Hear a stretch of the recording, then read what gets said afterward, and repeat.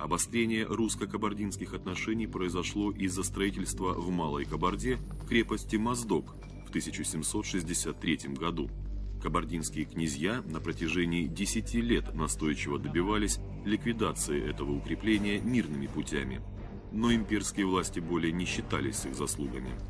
Когда крепости и станицы стали строиться в самом центре кабардинской земли, тогда последовало первое общенародное восстание 1778 года.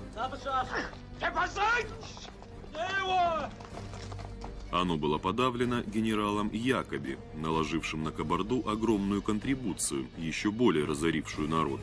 Большой размах военные действия получили в 1794 и 1804 годах. Последнее нанесло особенно сильный удар кабардинскому народу. Военно-полицейский гнет и постоянное изъятие земель привели к тому, что доведенный до крайнего ожесточения народ Кабарды вновь восстал в 1810 году. Восстание подавлял генерал Булгаков. Итогом карательной экспедиции стало сожжение 200 селений, 9585 домов, сопровождавшееся тотальным грабежом.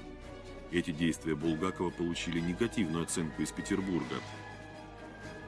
Употреблением непомерных жестокостей и бесчеловечия превзошел границы своей обязанности.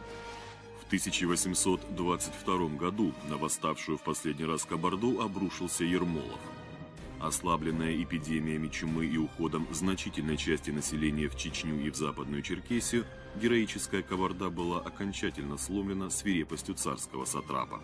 От самого крупного адыгского субэтноса, численность которого совершенно очевидно превышала отметку в 300 тысяч человек на момент начала конфликта в 1763 году, после 1822 года оставалось около 30 тысяч.